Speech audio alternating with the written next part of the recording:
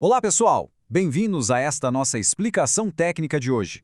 O foco central desta lição é construir uma ponte absolutamente fundamental no ecossistema Web3, conectar os dApps da Solana a marketplaces padrão. A missão aqui é bem direta. Vamos transformar a teoria de arquitetura em algo prático, desenvolvendo do zero um adaptador de integração real e funcional.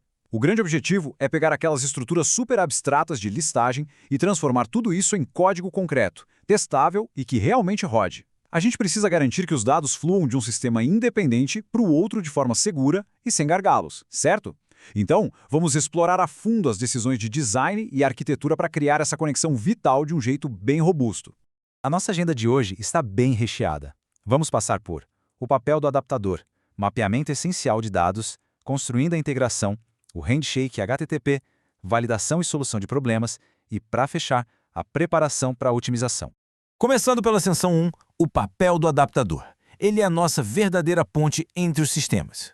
Para dar um pontapé inicial, a gente precisa entender que o adaptador funciona, na prática, como um intérprete de dados altamente especializado. Pensa só, os marketplaces hoje na Solana variam absurdamente nos formatos de API e nas regras de autenticação. O adaptador entra em cena exatamente para isolar essa lógica de mapeamento e o transporte de rede da base do projeto. Ele atua pegando o modelo interno do nosso dApp e traduzindo milimetricamente para o idioma inegociável que o marketplace exige. Isso garante que as bizarrices ou a complexidade de um sistema nunca vazem para o outro, mantendo a nossa interoperabilidade super limpa e segura.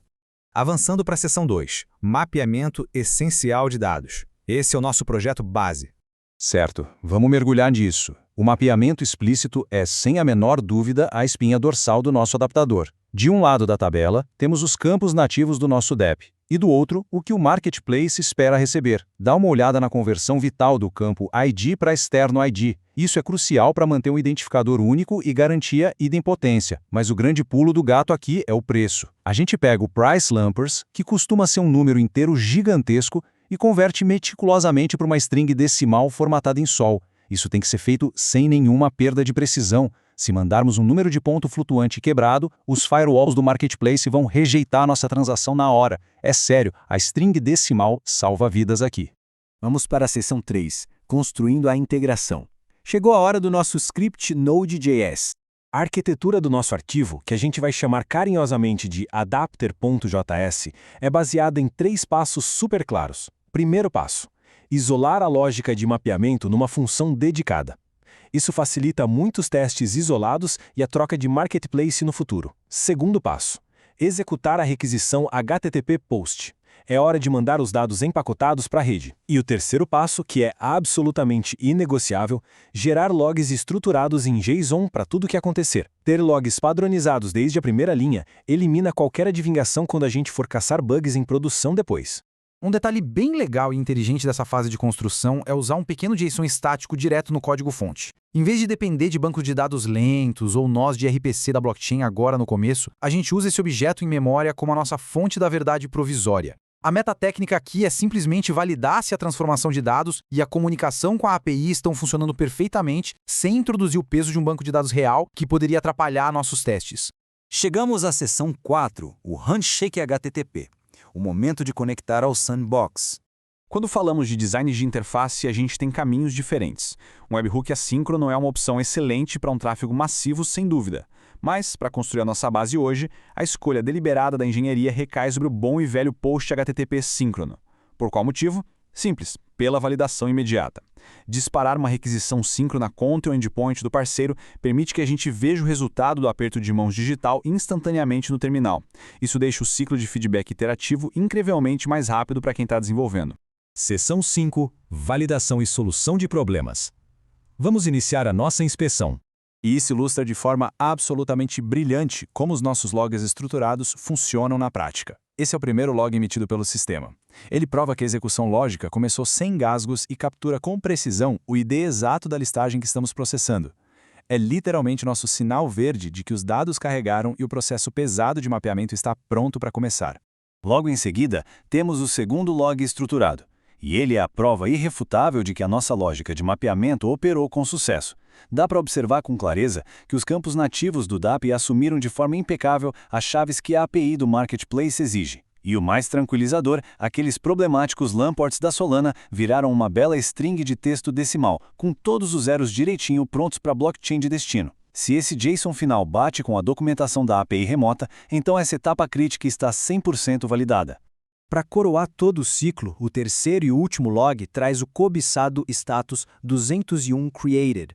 Isso confirma de maneira irrevogável que o post não só chegou no servidor do parceiro, como passou pelo firewall e foi aceito pelo banco de dados do ambiente sandbox.